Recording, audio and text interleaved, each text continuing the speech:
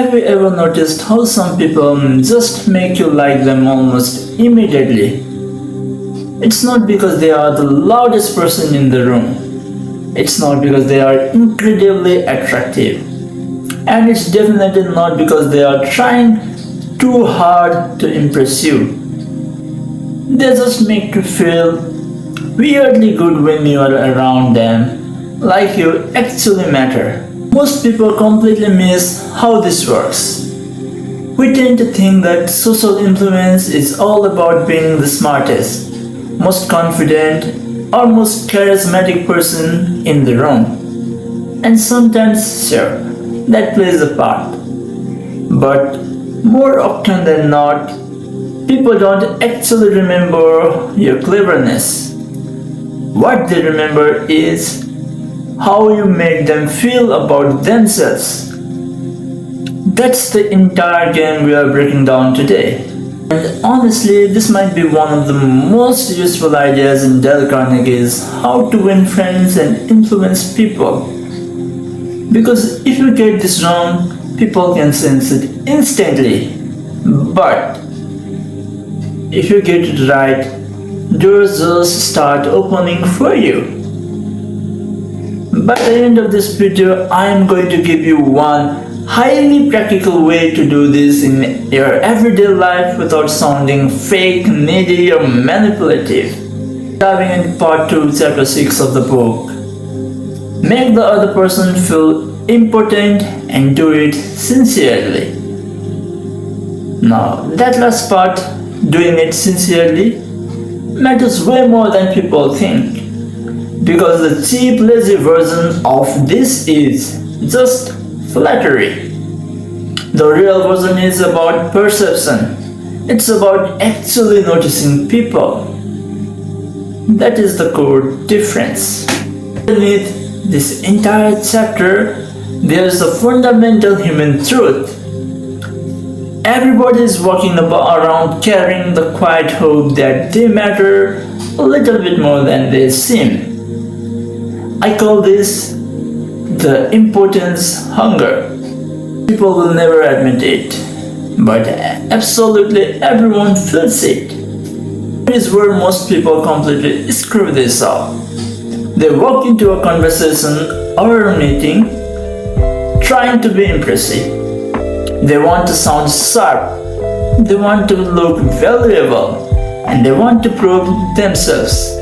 Which, look, it's normal, we all do it. But the irony here is brutal. The more obsessed you are with appearing important, the less important other people feel around you. And when that happens, people naturally pull back. It's not always a conscious choice. They just leave the interaction feeling a little smaller. And human beings hate feeling smaller. But you know that exact moment in the conversation where it feels like the other person is softly auditioning for status. They are name dropping, they barely listen because they are just waiting for their turn to speak. And they keep looping every single topic back to themselves. You might not actively say to yourself, wow, this person is making me feel unimportant. But you definitely think, yeah, I don't really enjoy being around them. That is the hidden social penalty of trying too hard to be the star. This principle is incredibly simple. Make the other person feel important and do it sincerely.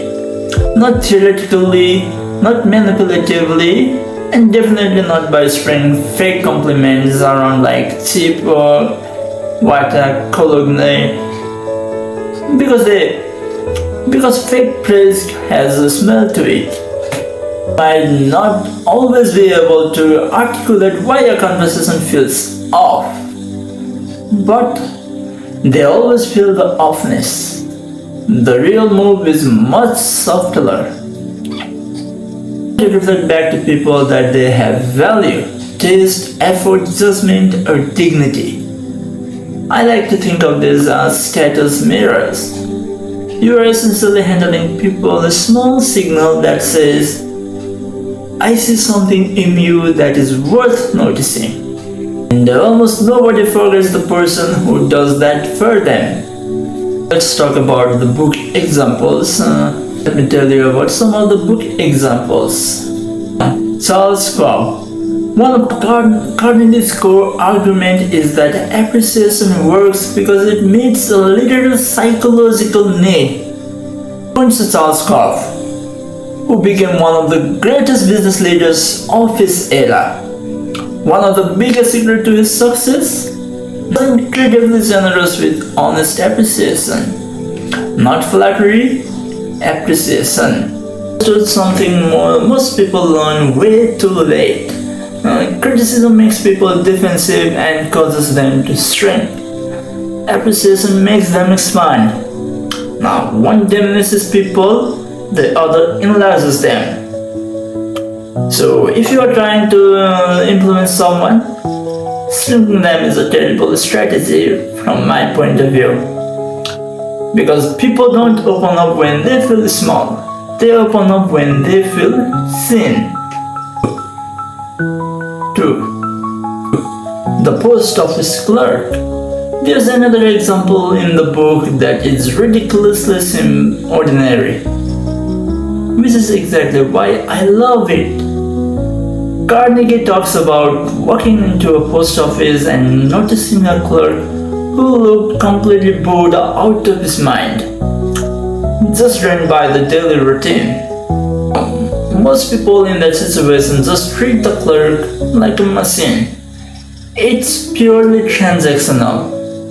But Carnegie chose to look for something genuine, and he ended up complimenting the man on his hair. He says, I really like the head of your hair. Something like that. It was simple, real, and specific. Our interaction instantly changed. The clerk completely lit up. Why? Because for a brief moment he stopped being invisible. The reality is that people are dying a little bit every day from being treated like functions. Cashiers, driver, waiters, employee, customer. We put people in these rigid boxes. But when someone comes along and treats them like an actual human being, that hits way harder than you or me can think. A massive amount of warmth in human relationships comes from these tiny, ordinary moments of dignifying attention. Appreciation versus flattery. Carnegie is obsessive about making a distinction here, okay? And he's right to be. He's just telling people what they are already vain enough to want to believe. It's self-serving and it basically says, I want something from you. Whereas sincere appreciation is noticing something real and saying it cleanly. It's auto-focused and it says, I noticed something true about you. One feels oily and the other feels incredible. Here's a good rule of thumb. If your compliment could be copied and pasted on to literally anyone else, it's probably garbage. Saying things like you are amazing, you are so brilliant might be nice, but it's usually just lazy. Specificity is what makes sincerity believable.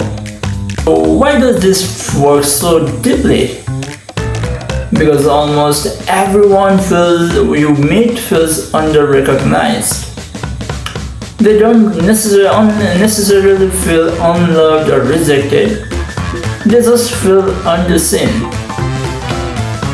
They feel like the world notices their mistake faster than their effort, and their flaws faster than their discipline.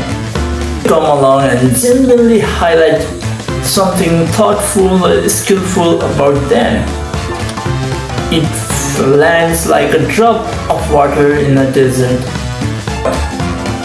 But there's an even deeper layer here. When you make someone feel important sincerely, you aren't just giving them a nice compliment. You are giving them an identity cue. You are telling them what kind of person you see them as. Whether that's disciplined, resilient, tasteful, or reliable, human beings are naturally drawn to whoever reflects back a version of themselves they actually want to inhabit. Make this highly practical for modern life. Here is to notice the trait behind the action. Average compliments just react to the surface. Strong compliment identify the character underneath. Try saying, okay?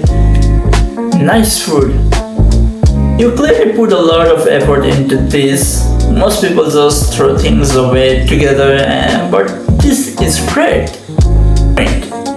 Things in a way that makes them so easy to understand. That's a really rare skill. Presentation. Incredibly calm under pressure up there. It made everyone in the room trust what you were saying. Dress well. You have a really eye for keeping things simple without making boring. Feel the difference. How the second option feels entirely different. It feels real because it is real. That is not how I said it, but if you say it in real life, it will feel real because it is real. It is attached to the person, the character. The obvious question is, how do you do this without sounding like a total brown noser? It's actually pretty simple. Don't compliment constantly. Compliment accurately. You aren't trying to become one of those people who throw verbal confetti at everyone they pass. You have seen these guys who are trying to be confident and teasing you to be confident. They do that. But you are just getting better at observation. When you meet someone, stop asking yourself, how do I look interesting here? Start asking, what is true about this person that is actually worth noticing? That single question changes everything because you shift from performing to perceiving. And people can feel that shift immediately.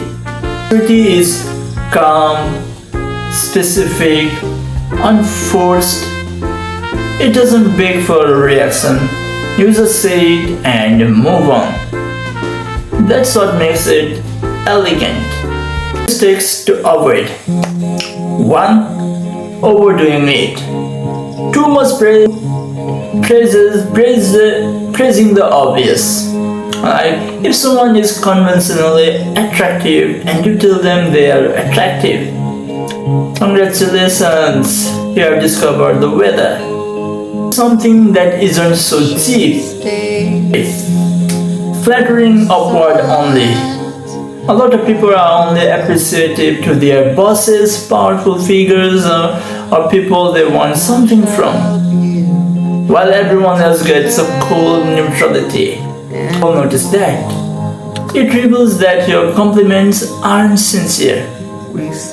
They are just investments. This works best when you apply it horizontally to everyone, especially the people who are usually overlooked. That is where it carries real moral weight and social power. This is the date simple framework you can start using today. Just remember 3 things: see, name, land. 1. See. Observe something specific, like their patience, effort, taste, clarity, or precision. Name. Put clean, descriptive language on it. No vague, hyperbolic praise. Land. Say it simply, then stop talking. For example, you are good at making people feel comfortable. Done. You clearly care about doing this the right way. Done. You don't rush to talk. It makes you a lot easier to trust. Done. No rambling, no weird over-explaining, and no forcing unearned emotions. Short, precise, and real. How you make people feel important without sounding like a salesman from hell. Take just one thing away from this video, let it be this. People aren't looking for approval. They are looking for significance. People who become truly magnetic are the ones who know how to give that significance sincerely. Not with manipulation, not with fake positivity, but with accurate, grounded appreciation. Make someone feel important in a genuine way.